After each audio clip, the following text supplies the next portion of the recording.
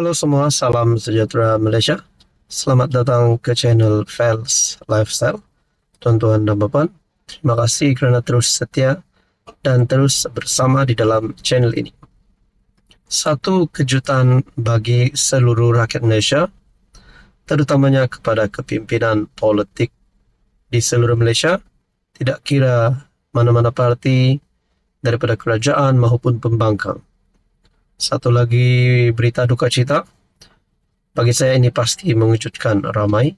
Kematian, pemergian yang mengejutkan ramai, termasuk pemimpin-pemimpin besar di seluruh Malaysia.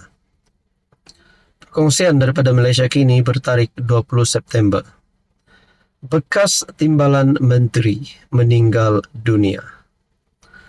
Bekas Timbalan Menteri Komunikasi dan Multimedia, Edin Shazli Shid, dilaporkan meninggal dunia di kediamannya di Bukit Cedang, Seremban, hari ini bertarikh 20 September. Menurut bernama, kematian berkenaan disahkan oleh pengurus CPN Negeri Sembilan, Muhammad Hanifah Abu Bakar. Katanya, Edin Shazli, 50 tahun, meninggal dunia pada jam 7.10 pagi tadi. Edin Shazli sebelum ini pernah dilantik mengetuai Bersatu Negeri Sembilan. Namanya meningkat naik selepas memenangi kerusi Parlimen Kuala Pilah dalam PRU ke-14 yang diadakan pada 2018. Ketika itu dia mengalahkan ahli politik veteran UMNO BN Hassan Malik dengan majoriti 200 undi. Kemenangan itu menyaksikan kerajaan PH melantik dia sebagai timbalan menteri. Apabila kerajaan PH dijatuhkan dan diganti dengan pentadbiran baru, dia sekali lagi dipilih menjadi timbalan menteri di kementerian lain. Bagaimanapun, dalam pilihan raya umum ke-15, Edin Shazli gagal mempertahankan kerusi Kuala Pilah apabila kecundang kepada Adnan Abu Hassan daripada Barisan Nasional dengan majoriti 6,483 undi. Edin Shazli turut dinamakan oleh PN bertanding bagi kerusi Dun Joaseh apabila Negeri Sembilan mengadakan pilihan raya negeri pada tahun lalu. Dia sekali lagi kalah kepada calon BN, kali ini kepada Bibi Sharliza Muhammad Khalid. Kedua-dua mereka dipisahkan oleh perbezaan undi yang tipis, yaitu 78 undi. Memetik Muhammad Hanifah bernama melaporkan kesihatan Edin Shazli merosot sejak 5 bulan lalu dan dia menerima rawatan susulan di hospital swasta sebelum dibawa pulang semalam. Kami ahli PN berada di rumahnya sejak semalam bersama keluarga. Pemergian Allahyarham satu kehilangan besar untuk PN Negeri Sembilan. Takziah kepada keluarga Allahyarham Datuk Edin Shazli, semoga rohnya dicucuri rahmat, katanya. Muhammad Hanifah juga menganggap Edin Shazli seorang ahli politik berpengalaman dan banyak membimbing dia membentuk pasukan yang kuat. Jenazah Allahyarham akan dibawa ke Masjid Cedang untuk disolatkan dan seterusnya dikebumikan di tanah perkuburan Islam Bandar Ainsdale. Allahyarham meninggalkan seorang balu, Dr. Nurul Azlin Ibrahim, dan 2 anak lelaki serta seorang anak perempuan.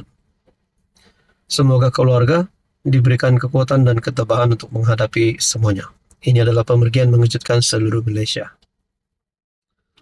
Halo semua, salam sejahtera Malaysia. Selamat datang ke channel Fels Lifestyle.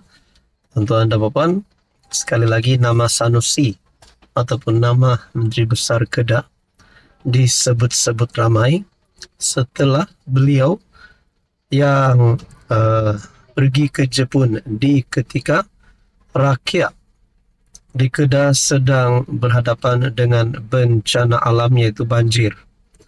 Dan ini telah menimbulkan banyak kecaman terhadap Menteri Besar Kedah Muhammad Sanusi. Ini satu berita yang dikongsikan melalui Malaysia Kini bertarikh 20 September.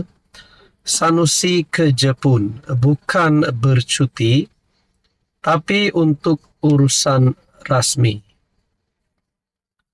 Pejabat Menteri Besar Kedah mengesahkan bahawa Muhammad Sanusi kini berada di Kumamoto, Jepun atas urusan rasmi.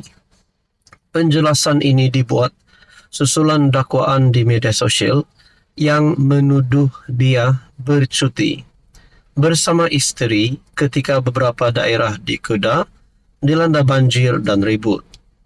Bagaimanapun, pejabat Menteri Besar Kedah menegaskan lawatan Sanusi bukanlah untuk bercuti, tetapi bagi mempelajari pengurusan operasi empangan bawah tanah di wilayah tersebut.